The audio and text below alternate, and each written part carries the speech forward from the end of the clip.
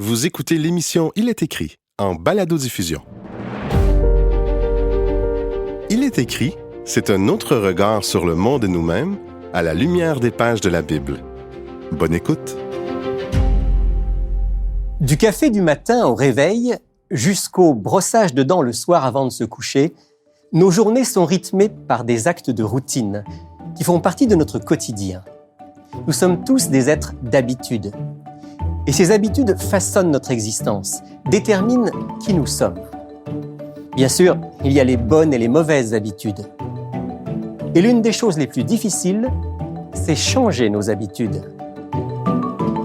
Bonjour à toutes et à tous, merci d'être avec nous encore aujourd'hui, merci d'avoir pris la bonne habitude d'être à l'écoute d'Il est écrit. Et justement, aujourd'hui, on parle de nos habitudes, nos bonnes habitudes, nos moins bonnes, comment en prendre conscience, comment changer d'habitude. J'en parle avec mon invité, Dominique Noël, infirmier praticien, directeur d'une clinique à Sault-Sainte-Marie. Dominique, bonjour. Bonjour. Alors, ce sujet de nos habitudes, c'est quelque chose qui te tient à cœur. C'est toi qui m'as proposé ce sujet-là. Qu'est-ce qui fait que tu étais intéressé par ce thème-là? Alors, en ce qui me concerne, c'est un sujet qui est extrêmement important parce que je pense que tu serais d'accord avec moi si je dis que, ou si j'ose dire que nous avons tous beaucoup de connaissances sur ce qui pourrait être aidant dans notre vie, mais pour différentes raisons, nous avons tous à différents niveaux de la difficulté à passer de la connaissance à la mise en application. Je crois que ce sera pour l'édification de tous d'avoir des stratégies qui nous permettront d'être beaucoup plus efficaces dans la mise en place d'habitudes saines dans notre vie. De bonnes habitudes. Alors, tu as suggéré qu'on commence par un texte, je vais le lire, dans le livre des Psaumes, au chapitre 1er. Et ensuite, tu vas me dire quel est le lien que tu vois entre ce texte et la question de nos habitudes. Psaume chapitre 1er, versets 1 et 2. « Heureux l'homme qui ne marche pas selon le conseil des méchants, qui ne s'arrête pas sur le chemin des pécheurs et qui ne s'assied pas sur le banc des moqueurs, mais qui trouve son plaisir dans la loi de l'Éternel et qui médite sa loi jour et nuit. Il est comme un arbre planté près d'un cours d'eau qui donne du fruit en son temps. » Oui, alors, j'ai suggéré ce texte parce qu'ici, l'auteur fait une liste de mauvaises habitudes qui pourraient potentiellement éloigner un individu du bonheur, parce que le psaume commence avec une béatitude. Heureux. Et ensuite, il vient donner le plan ou la stratégie au niveau des habitudes qui vont amener une personne à être heureuse.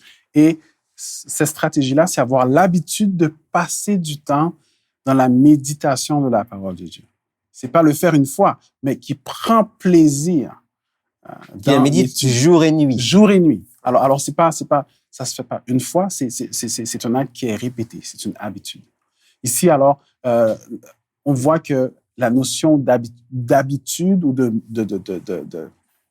discipline est présente dans le texte. C'est quelque chose qui va nous amener soit au bonheur, soit au contraire à beaucoup de déboires. Nous sommes des êtres d'habitude. Exact. Et les habitudes, pour définir l'habitude très simplement, ce sont des actes répétitifs et qui le sont à un tel point qu'ils deviennent automatiques. Parce que notre cerveau a été conçu pour automatiser les choses qui sont faites régulièrement. D'accord? Alors, par exemple, si le matin, après avoir brossé les dents, on décide qu'on a l'habitude d'utiliser le rince-bouche, on n'y pense plus, ça se fait automatiquement. Pourquoi? Parce que le cerveau a compris que c'était bénéfique ou que ça produisait du plaisir. Alors, c'est ça une habitude, c'est un acte répétitif qui devient un automatisme dans le souci d'être plus performant. Alors, dans le souci d'être plus performant, mais curieusement, certaines de nos habitudes ne nous rendent pas plus performants, ou en tout cas, dans certains domaines, peuvent nous être dommageables. On a aussi des mauvaises habitudes parfois. Tout à fait, parce que le cerveau est également conçu pour identifier ce qui nous donne une dose de plaisir. Alors, lorsqu'on est engagé, on participe à une activité ou à un acte qui produit une libération importante de dopamine, l'hormone du plaisir, le cerveau va rechercher justement cette situation-là. Il aura tendance à rechercher ces situations-là. Comme par exemple, passer du temps sur notre téléphone au travail parce qu'on a un moment où on manque d'inspiration dans la rédaction d'un document. Alors, on prend le téléphone et ensuite, on se rend pas compte, mais ça fait 20 minutes qu'on est en train de naviguer un peu sans but sur Facebook. Alors ça peut être une habitude qu'on répète à plusieurs fois dans une journée. Pourquoi? Parce que la prise du téléphone et la navigation sans but libèrent de la dopamine dans notre cerveau. Ça procure un plaisir. Est-ce que c'est aidant? Non, mais ça nous procure un plaisir. Donc, quelque part, il faut qu'on puisse faire un petit peu une revue de nos habitudes, nos bonnes et nos moins bonnes habitudes. Et peut-être que pour pouvoir évaluer, justement, il faut déjà savoir où on veut aller, qui on veut être et ce qu'on veut réaliser. Oui, parce que lorsqu'on parle d'une modification de comportement ou d'habitude, il faut se rappeler que nous sommes le résultat de nos actions, de nos habitudes.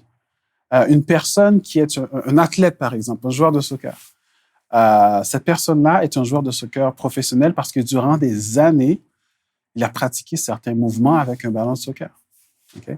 Un violoniste professionnel comme Yo-Yo Ma, par exemple, il a acquis sa notoriété parce que durant des années et des années, il a pratiqué différentes pièces musicales et est devenu violoncelliste. Alors, il faut que nous nous posions la question, qui suis-je et qui je veux être? Qui je veux être, c'est ça. Qui je veux être. Et en fonction de qui je veux être, à ce moment-là, je dois déterminer en quelque sorte quelles sont les habitudes actuelles qui cadrent avec ce que je veux être et quelles sont celles qu'éventuellement je dois modifier, changer ou acquérir. Absolument. Et après avoir choisi ces actions-là, ces habitudes-là, on va se rapprocher du but ultime, qui est la personne idéale que nous aimerions être. Encore une fois, le point sur lequel on veut mettre l'emphase ici, c'est que nous sommes le résultat de nos habitudes. Quand on a une habitude et qu'on veut en changer, on se rend compte parfois que c'est difficile. Acquérir une bonne habitude, c'est souvent difficile. Se débarrasser d'une mauvaise habitude, c'est souvent difficile. Transformer une habitude en une autre, c'est souvent difficile. Cette résistance, elle est liée à quoi? Liée au fait que justement, il y a des choses qui sont ancrées en nous et c'est difficile de les extirper. Nous sommes conçus pour préserver l'énergie. Alors, l'inertie est l'espèce de posture par défaut que l'humain va adopter dans toute situation. Alors, lorsqu'on commence à utiliser de notre énergie psychique pour changer, il y a une résistance. Le changement vient avec une résistance parce qu'encore une fois, notre posture par défaut, c'est l'inertie. Il faut voir ça comme des sprinters sur une ligne de départ. Ça prend beaucoup d'énergie pour eux, pour sortir des starting blocks. Pour exploser des starting blocks. C'est la même chose. Absolument, absolument. Alors, essayons d'être concrets et un peu précis. On va prendre un exemple. Tout à l'heure, tu as proposé qu'on lise le psaume 1. Dans le psaume 1, l'objectif qui est fixé en quelque sorte, c'est d'être heureux et puis c'est d'avoir cette relation avec Dieu à travers sa parole. Alors, si c'est ça l'identité que je veux avoir, il y a un certain nombre d'habitudes qu'il faut que je mette en place dans ma vie, pour que concrètement ça se réalise. On peut choisir quoi comme habitude? Par exemple, le fait de lire régulièrement la parole de Dieu. Oui. Admettons, je suis quelqu'un, c'est pas mon cas, mais admettons, je suis quelqu'un qui n'a pas l'habitude de lire la Bible, ou peut-être même qui n'éprouve pas un grand plaisir quand il la lit, mais qui sait que c'est le chemin pour être l'ami de Dieu. Voilà. Il faut communiquer avec lui via sa parole. Alors, comment est-ce qu'on met en place, par exemple, cette bonne habitude de régulièrement lire la parole de Dieu? Essayons d'être concret. Alors, 4 principes à suivre. Premièrement, il faut rendre la nouvelle habitude claire ou visible. Ce que ça veut dire, c'est que simplement dire je veux lire davantage ma Bible, c'est pas suffisant. Il faut avoir une déclaration claire de la nouvelle habitude. Je vais lire ma Bible 15 minutes par jour sur le fauteuil du salon à partir de lundi prochain. Okay. Avoir une déclaration claire. Si on veut l'écrire... C'est encore plus clair. C'est encore plus clair. Si on veut l'avoir comme message sur notre téléphone, comme fond d'écran, l'avoir encadré dans le salon, mais il faut que ce soit clair comme déclaration. Une autre manière d'avoir une déclaration claire de la nouvelle habitude, c'est joindre cette habitude-là à une autre. Après avoir bu ma tisane, je vais lire pendant 15 minutes ma Bible. Okay? Mais il faut que cette déclaration-là soit écrite. Il faut qu'elle soit visible également pour nous rappeler constamment que c'est une habitude que nous allons tenter de mettre en place. Sinon, ça va rester un vœu pieux. Ça va rester un vœu pieux, effectivement. Seulement dire « je veux lire davantage ma Bible », on encourage ça, bien sûr.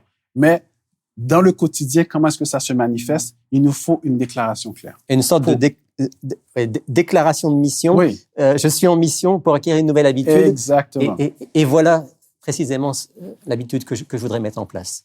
Donc, première chose, il faut que ce soit clair et précis. Mm-hmm. Ensuite, il faut que ce soit attrayant. Et ce qu'on veut dire par attrayant, c'est qu'il faut créer autour de nous des conditions qui vont être propices à l'application ou à l'initiation de cette nouvelle habitude. Par exemple, si je veux améliorer ma condition physique, m'assurer d'avoir autour de moi des personnes qui ont les mêmes intérêts.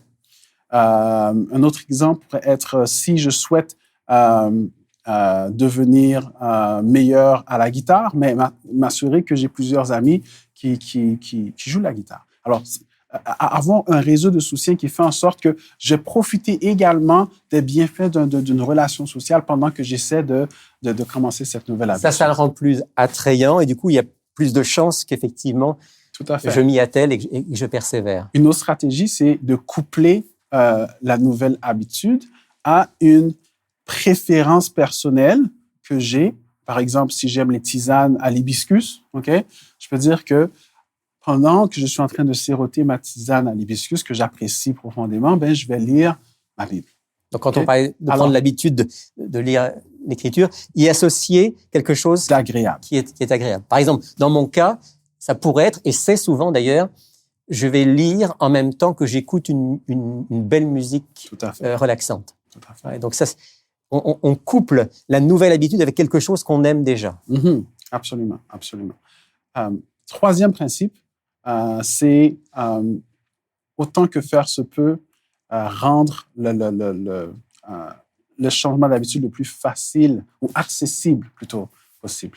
Par exemple, pour une personne qui souhaite améliorer son alimentation, c'est avoir les fruits et légumes en avant. Dès qu'on ouvre le réfrigérateur, le bouquet d'épinards nous saute à la figure quasiment. Okay? Si on parle de la lecture de la Bible, s'assurer que notre Bible soit, par exemple, sur l'oreiller. Comme ça, lorsqu'on va rentrer dans la chambre au moment proche du coucher, on va avoir cette espèce d'invitation à la lecture. Ça, encore une fois, le but, c'est de rendre accessible ou facile la réalisation de la nouvelle habitude. On va essayer de faciliter le fait de prendre cette nouvelle habitude et surtout d'y persévérer en pensant à des petits détails souvent, mais qui vont faire la différence. Absolument, absolument. Dernier point, c'est l'habitude doit être satisfaisante. La manière que nous allons implanter cette nouvelle habitude-là doit être satisfaisante. Et il y a différents moyens de faire ça. La première que je pense qui est très importante, c'est d'éviter l'erreur de faire ou de rentrer dans l'action de l'habitude de manière automatique ou sur pilote automatique. Être conscient, être dans le moment présent, me dire cette habitude-là est difficile ou j'aurais préféré manger une poutine, mais là, je mange ma salade de pois chiches. Je ne pensais pas être en mesure de faire ça, mais je le fais, je suis fier de moi. Ce discours positif. D'apprécier ce qu'on est en train de faire. Exactement. Et en disant, voilà, c'est une victoire déjà quelque part. Apprécier le fait que je suis dans la bonne direction. Déjà ça vient renforcer cette espèce d'élan dans la bonne direction avec cette nouvelle habitude-là. Deuxième chose qu'on peut faire, c'est que les études behaviorales nous montrent que lorsqu'on a un moyen de faire un suivi de nos progrès, ça aide également. Alors, il y a certaines applications sur Internet où on peut voir, on a un calendrier, puis lorsque la séance d'exercice est complétée, on peut cocher. Juste le fait de cocher, le fait qu'on a complété notre séance d'exercice, ça augmente le risque que nous poursuivions nos efforts. Alors, on fait ça avec les enfants. Moi, je me souviens, à la maison, on faisait ça avec nos filles. À chaque fois qu'elles avaient fait ce qu'elles devaient faire chaque jour, elles faisaient une petite croix, ou bien alors, c'était souvent un collant qu'elle mettait sur une feuille.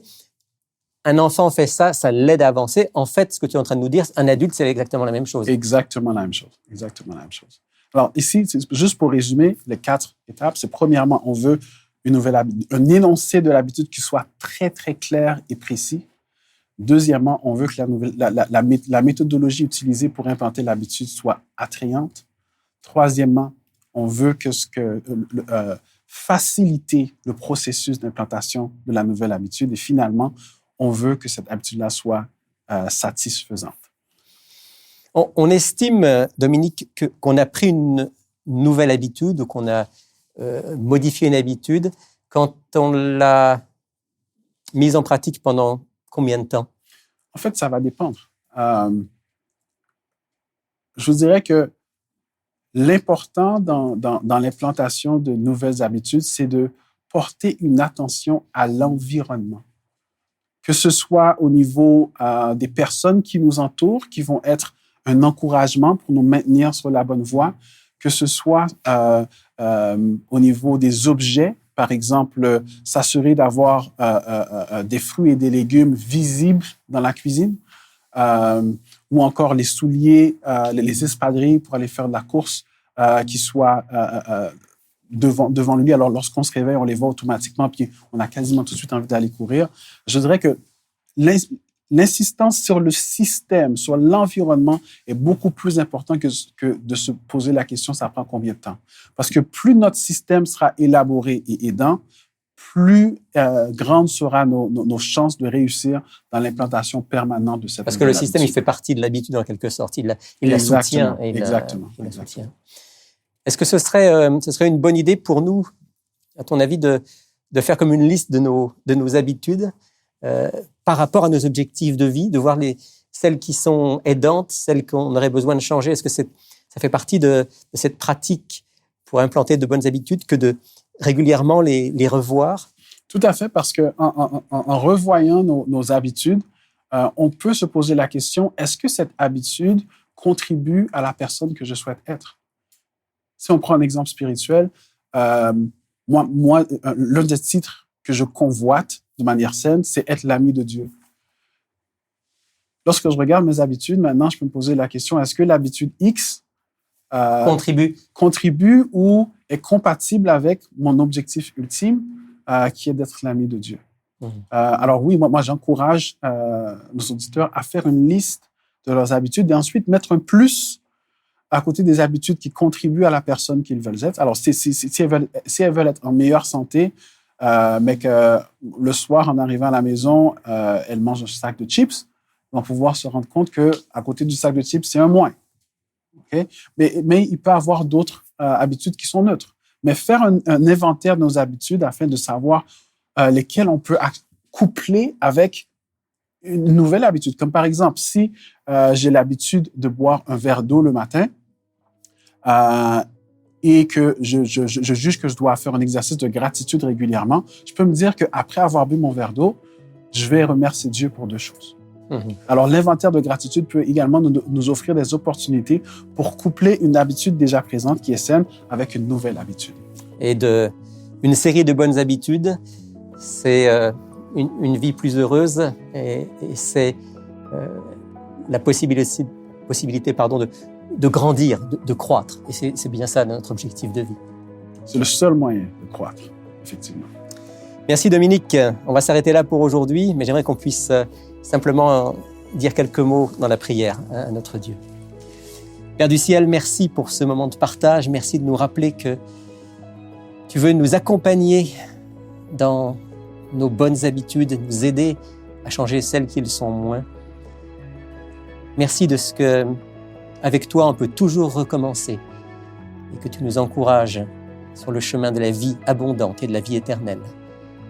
te remercions de tout notre cœur et te demandons ton aide au quotidien, dans toutes nos habitudes, au nom de Jésus. Amen. Amen.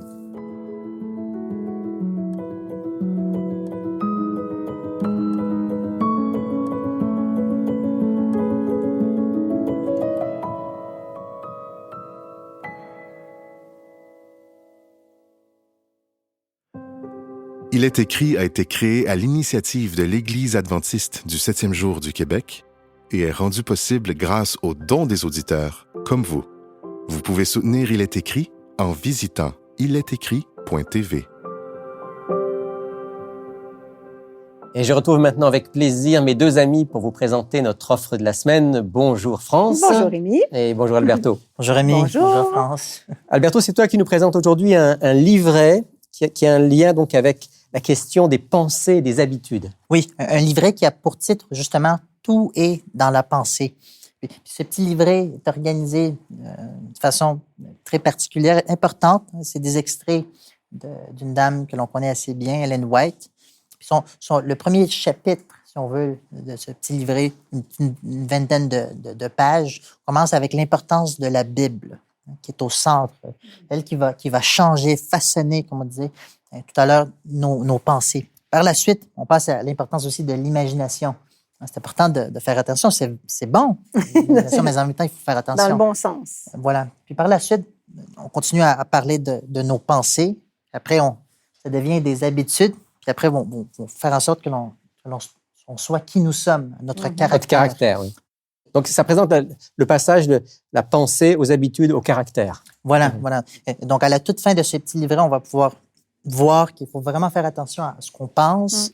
Et puis par la suite, le dernier, à la toute fin, comment vraiment avoir le contrôle de nos pensées. Ouais. Comment maîtriser nos pensées. Oui. Donc, tout est dans la pensée.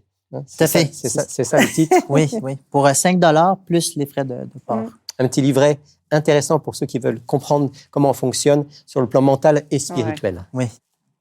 Merci Alberto. Et France, une question d'auditeur, d'auditrice? Oui, en fait, c'est une question de plusieurs auditeurs et plusieurs auditrices qui se sont souvent... La question revenait souvent, alors on s'est dit, il faut l'apporter. Alors, on va pouvoir répondre à plusieurs personnes. Que signifie le nom Lucifer et qui est-il vraiment? Donc, que signifie le nom Lucifer? Je vous laisse répondre. Alberto, en 2 minutes, tu peux répondre à cette question? Oui. Donc, rapidement, le nom Lucifer vient d'une traduction en latin d'un verset dans la Bible, dans Ésaïe, chapitre 14, verset 12, parce qu'en français, il est traduit un astre, une lumière ou une étoile. Un astre brillant. Ouais. Voilà, donc un astre brillant, une étoile, l'étoile du matin, qui va se révolter contre Dieu. Donc, en fait, quand on dit Lucifer, on parle d'un être qu'on désigne comme une étoile brillante, mais ça désigne en fait un ange qui va devenir l'adversaire de Dieu, Satan. Voilà, tout à fait. Donc a priori, ce nom qui est traduit en latin Lucifer va être vraiment une appellation de cet être-là. Ça a bien commencé parce qu'il brille. Parce que c'est un porteur Lucifer, de lumière. c'est positif. Ouais. Voilà. Voilà. C'est ça. Donc, mais qui par la suite va vraiment prendre une route qui va opposer, va être l'adversaire de Dieu. Et alors, puisque les auditeurs demandent qui est-il? Qui est-il vraiment? Qui est-il vraiment? Qu'est-ce qu'il est devenu, Satan? Ouais, c'est ça. Il est devenu celui qui va, dans le monde des anges d'abord, puis ensuite sur la terre, introduire la révolte contre Dieu. Voilà. Et donc, c'est les deux, c'est Satan et Lucifer, c'est des appellations qui vont déterminer qui il est. Satan, l'adversaire de Dieu. Lucifer, c'est lui qui essaie de prendre sa place. C'est ça, c'est ça. Et d'après la Bible, il est actif jusqu'à aujourd'hui. Absolument. Ouais. Pour séduire, pour tromper, malheureusement, mentir. pour faire du mal. Voilà. Et il sera vaincu. Oui, ça, c'est la bonne nouvelle. La Bible dit clairement que ce n'est pas lui qui sera vainqueur, mais c'est celui qui nous a créés qui aura la victoire. Exactement. Oui, ultimement, la vraie étoile du matin, Jésus. Oui, c'est vrai. C'est lui qui aura la victoire. Oui. Voilà. Voilà, en quelques mots, pour répondre à nos auditeurs. Merci Alberto. Merci beaucoup. Avec plaisir. Merci France. Place maintenant à notre capsule santé, consacrée aujourd'hui au bon et au mauvais sucre.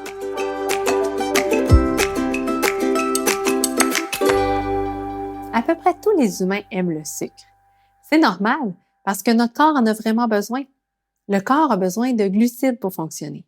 En fait, attention, j'ai pas dit sucre, j'ai dit glucides. Donc, tout ce qu'on peut trouver dans les aliments naturels, les fruits, les légumes, les légumineuses, les grains entiers, ce sont des bons glucides. Mais pour ce qui est du reste, il y a beaucoup de sucre additionné dans tous les aliments, surtout les aliments transformés. Selon l'OMS, ce qui est recommandé, ce serait de prendre pas plus que 50 grammes de sucre libre par jour. 50 grammes, ça correspondrait environ à 10 % de nos calories totales. C'est quoi des sucres libres? Bien, c'est vraiment tous les sucres qui proviennent d'aliments transformés.